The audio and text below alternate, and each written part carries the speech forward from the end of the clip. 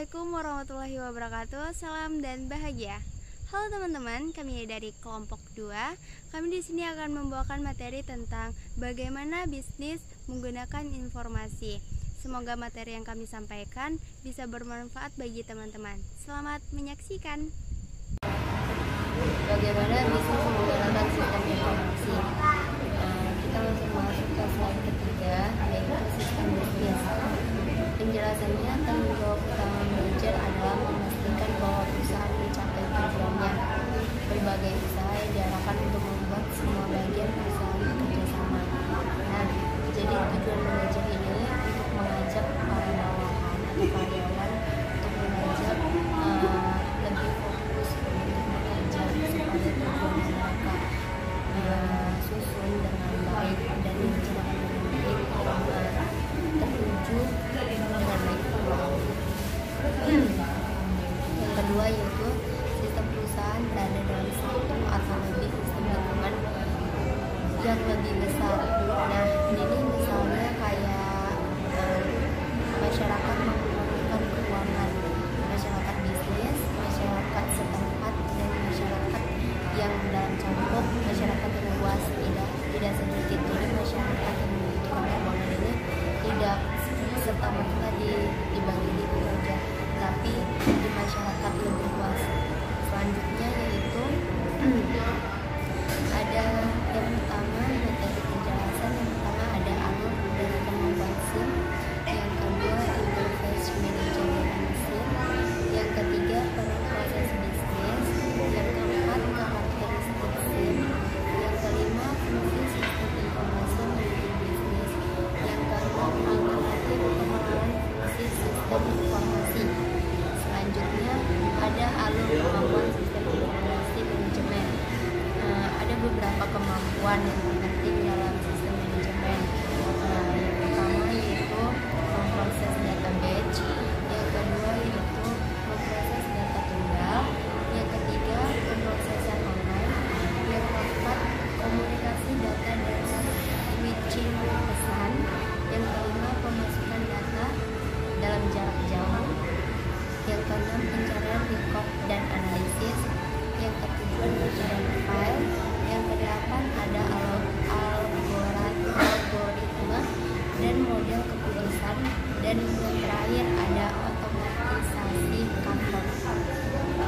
Sistem informasi manajemen terbaik. Di sini ada 3 sistem informasi. Yang pertama, mampu menyeimbangkan biaya yang bermanfaat yang akan diperoleh. Artinya, sistem informasi manajemen akan memperoleh data yang akurat atau terpercaya dari biaya yang dikeluarkan dengan baik, tidak dengan biaya yang dikeluarkan dengan tidak jelas atau tidak tahu biaya tersebut digunakan untuk apa.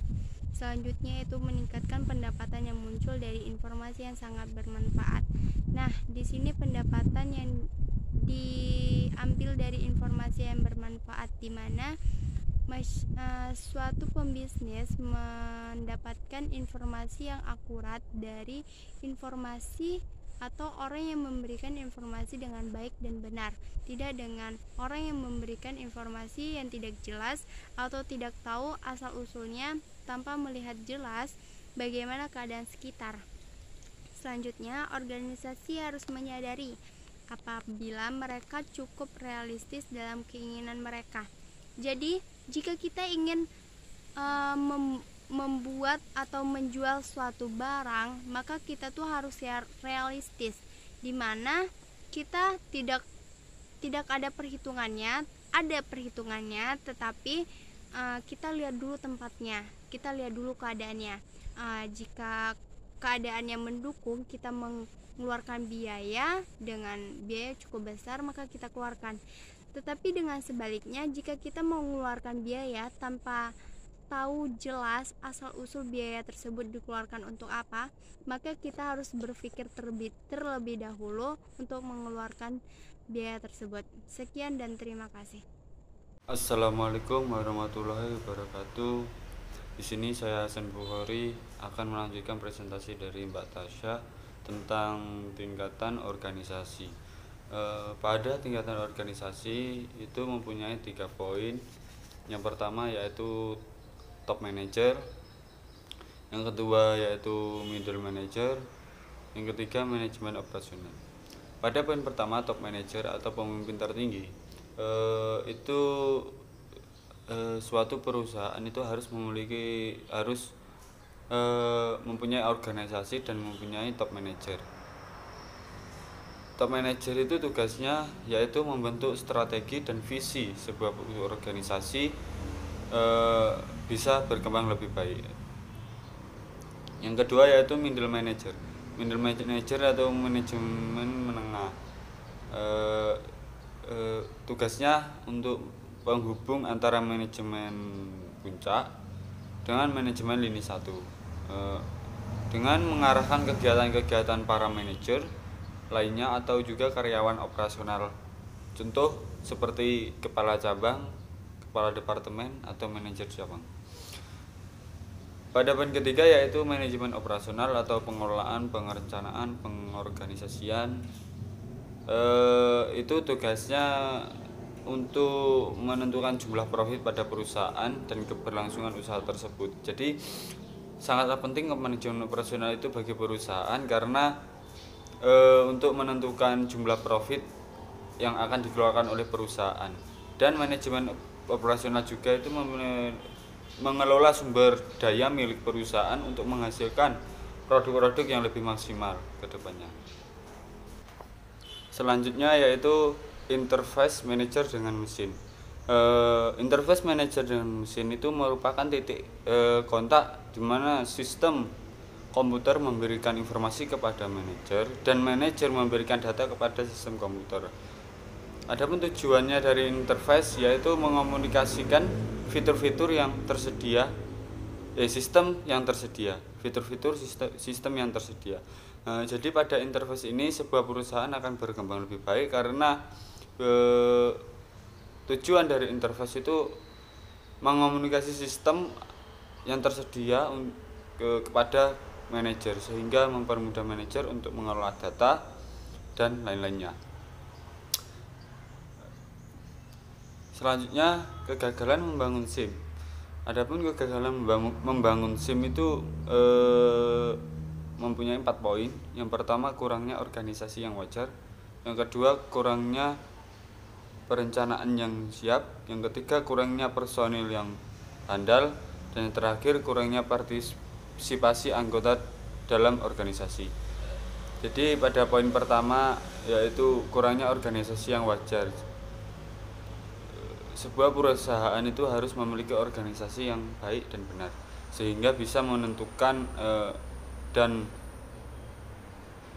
anggota untuk berpartisipasi mencapai organisasi yang lebih baik kembali. Yang kedua yaitu kurangnya perencanaan yang siap.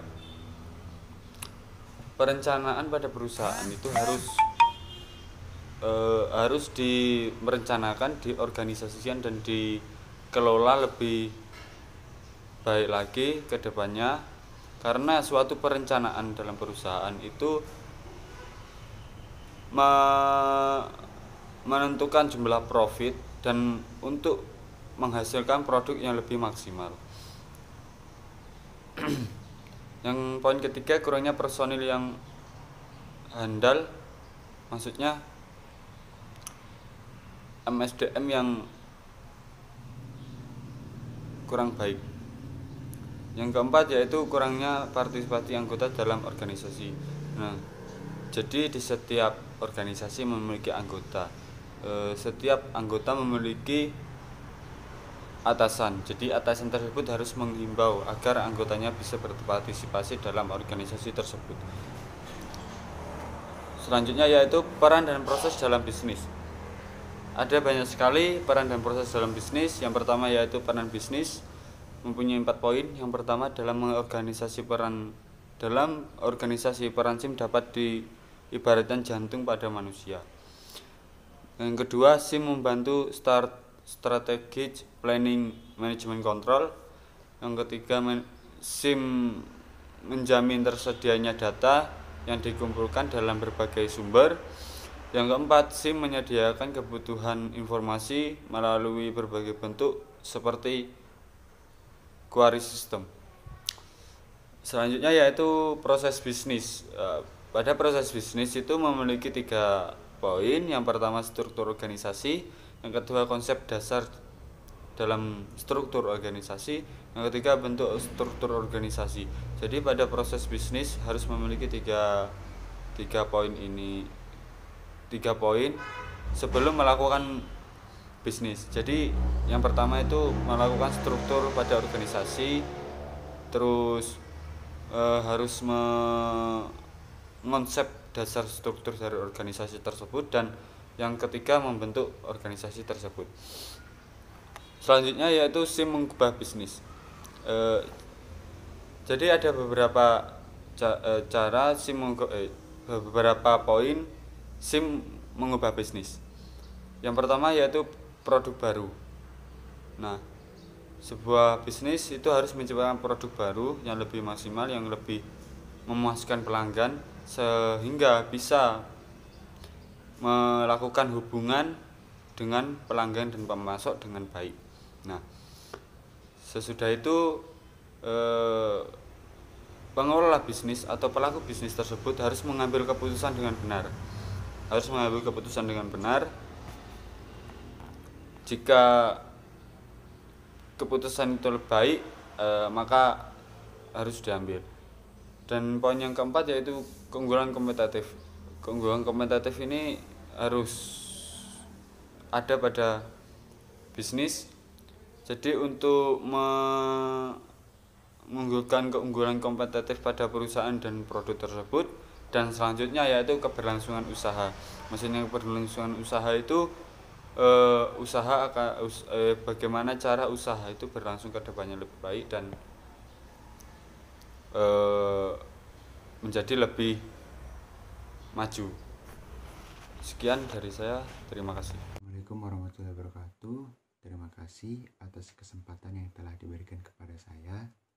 Perkenalkan, nama saya Aditya, NIM 2019-008-283. Nah, pada slide selanjutnya yang akan saya jelaskan ini mengenai kualitas sistem. Nah, kualitas sistem ini merupakan pengukuran proses sistem informasi yang berfokus pada hasil interaksi antar pengguna dan sistem.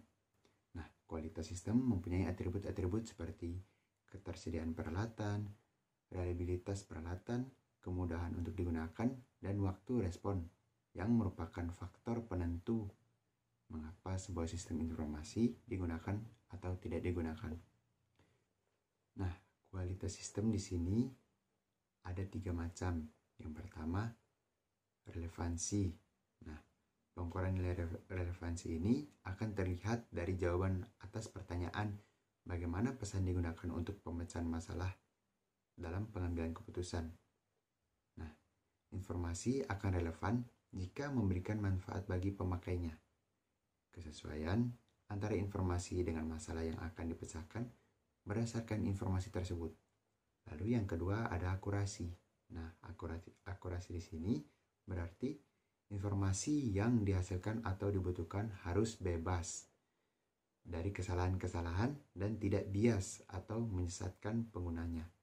Nah, semakin akurat suatu informasi yang disediakan atau dibutuhkan, maka semakin bermanfaat bagi semua pengguna informasi tersebut, lebih-lebih bagi para pengambil keputusan. Lalu yang ketiga itu ada timelines atau ketepatan waktu. Nah, informasi disampaikan saat informasi tersebut diperlukan dalam pengambilan keputusan. Biasanya saat paling baik adalah saat akan dilakukan analisis informasi yang dihasilkan dari suatu proses pengolahan data. Lalu pada slide selanjutnya itu ada karakteristik dari SIM atau Sistem Informasi Manajemen. Nah, yang pertama ada manajemen oriented atau berorientasi pada manajemen. Nah, ini menyediakan informasi untuk mendukung manajemen dalam mengambil keputusan. Lalu, yang kedua ada manajemen directed atau manajemen yang diarahkan. Nah, itu bekerja atas arahan manajemen. Lalu yang ketiga ada integrated. Nah, integrated ini terintegrasi secara sederhana. Integrasi ini dapat diartikan sebagai proses penyatuan semua komponen baik fisik maupun virtual dari sebuah perusahaan. Nah, komponen fisik dapat terdiri dari berbagai sistem, mesin, hardware komputer, jaringan, dan sebagainya.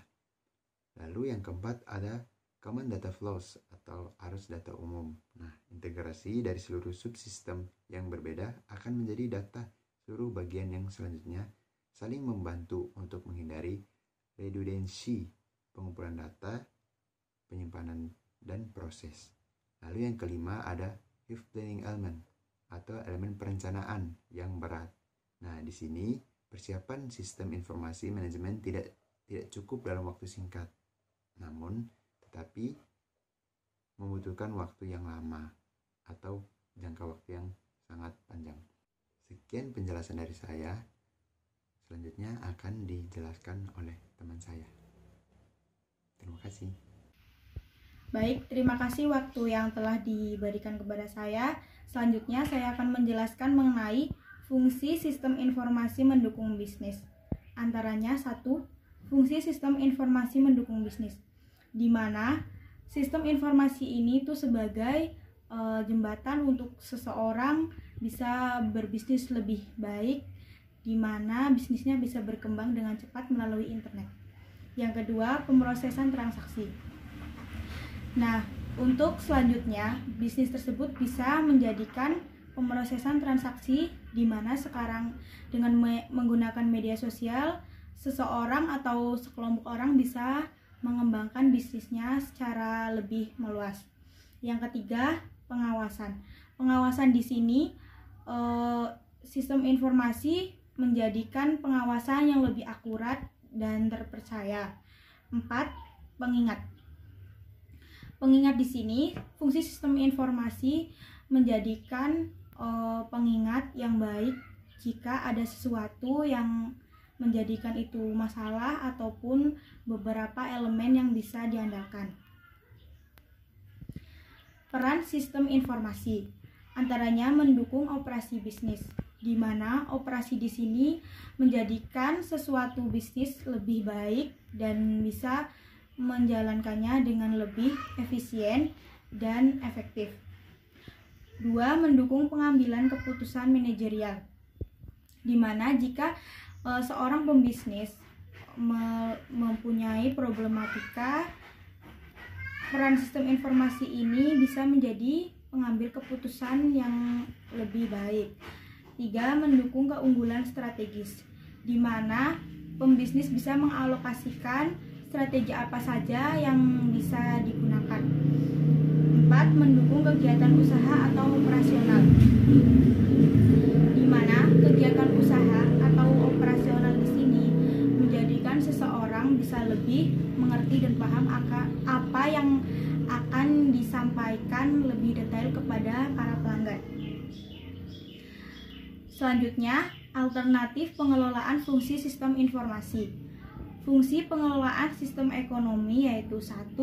Membantu dalam pemroses pengambilan keputusan, di mana seorang pembisnis jika ingin mengambil keputusan itu lebih baik jika kita menggunakan pengelolaan fungsi sistem informasi.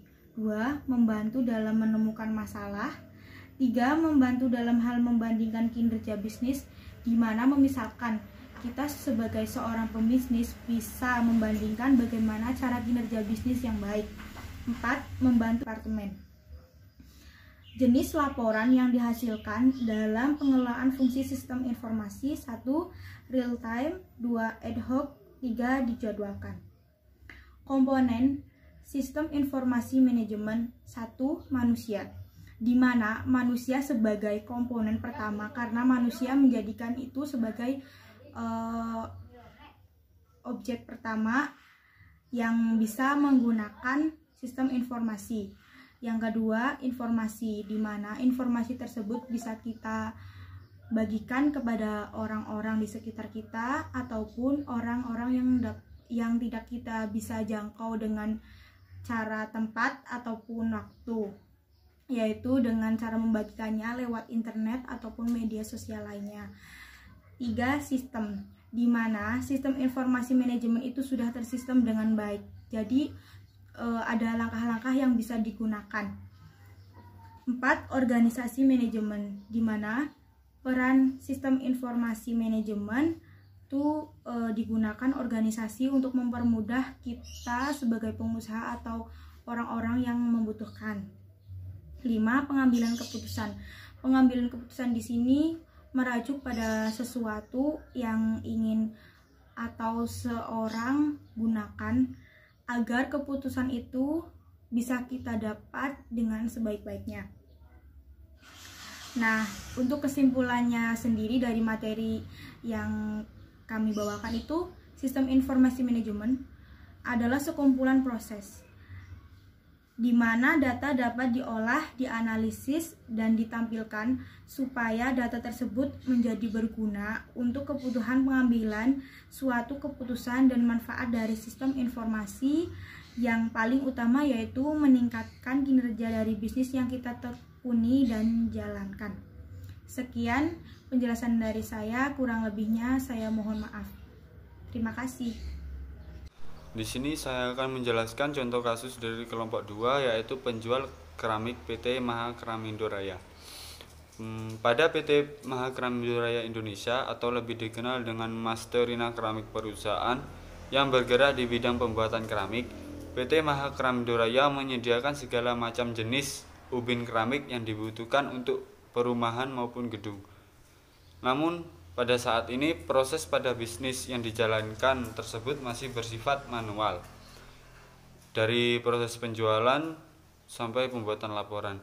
Jadi pada perusahaan PT Maha Keramindo Raya ini masih bersifat manual dari proses penjualan dan pembuatan laporannya. Maka hal ini menjadi salah satu penyebab proses pelayanan kepada konsumen serta pembuatan laporan yang seharusnya dapat dilakukan secara tepat dan akurat menjadi lambat. Jadi pada perusahaan tersebut belum memiliki kepuasan konsumen serta pembuatan laporan itu menjadi lambat. Salah satu solusi yang cukup menjanjikan adalah pembuatan aplikasi e-commerce yang berbasis web yang dapat diakses di mana saja dan kapan saja. Jadi perusahaan tersebut harus bisa membuat aplikasi e-commerce yang berbasis web yang sehingga bisa menjadi kepuasan konsumen dapat dilakukan di mana saja dan kapan saja.